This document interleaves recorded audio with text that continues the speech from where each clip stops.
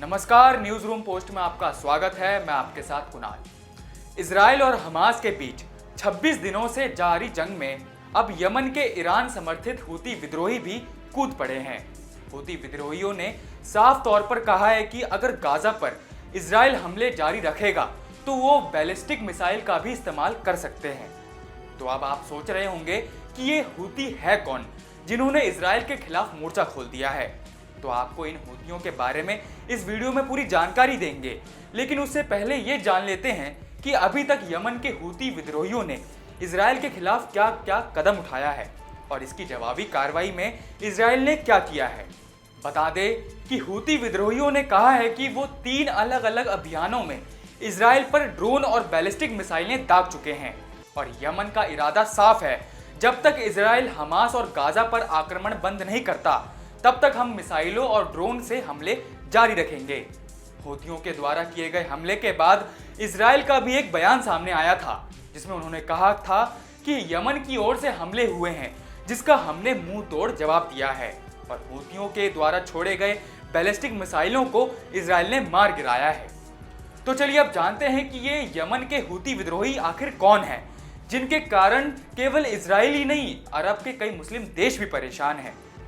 हूतियों का उदय 1980 के दशक में यमन में हुआ था। ये यमन के उत्तरी क्षेत्र में शिया मुस्लिमों का सबसे बड़ा आदिवासी संगठन है। हूती उत्तरी यमन में सुन्नी इस्लाम की सलाफी विचारधारा के विस्तार के विरोध में है। 2011 से पहले जब यमन में सुन्नी नेता अब्दुल्ला सालेह की सरकार थी, तब शियाओं के दमन की कई घटनाएं सामने आई थी। ऐसे में शियाओं में सुन्नी समुदाय के तानाशाह नेता के खिलाफ गुस्सा भड़क उठा था।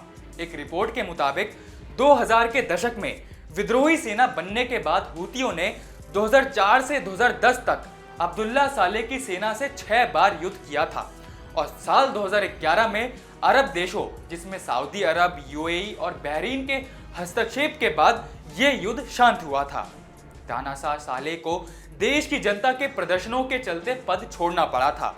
इस दौरान अब्दुर्रब्बू मंसूर हादी यमन के नए राष्ट्रपति बने थे, लेकिन देश में जिहादी आतंकियों के बढ़ते हमले, दक्षिणी यमन में अलगाववादी आंदोलन, भ्रष्टाचार, बेरोजगारी और सेना का पूर्व राष्ट्रपति सालेह को समर्थन हादी के लिए समस्या बना रहा और आखिरकार जब हूतियों को अपनी समस्याओं का हल होता नहीं दिखा तो उन्होंने हादी को भी सत्ता से बेदखल कर दिया और यमन की राजधानी सना को अपने कब्जे में ले लिया। शिया समुदाय से आने वाले हूतियों की यमन में इसी बढ़ती ताकत से सुन्नी बहुल सऊदी अरब और यूएई में घबराहट पैदा हो गई।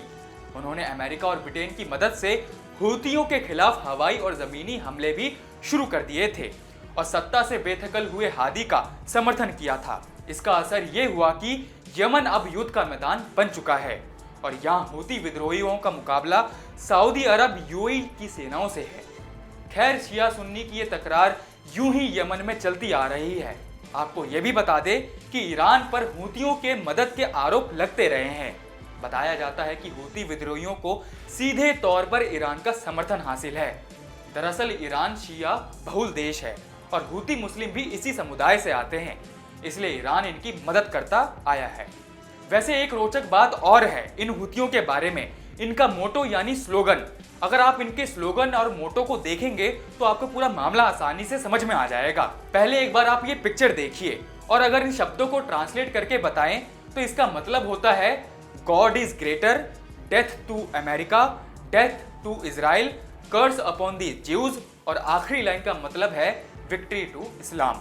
तो ये हैं यमन के हूती विद्रोही जिन्होंने अब इजराइल के खिलाफ युद्ध का ऐलान कर दिया है। अब देखने वाली बात होगी कि कहीं अगर इजराइल गाजा की तरह ही यमन का हाल ना कर दे।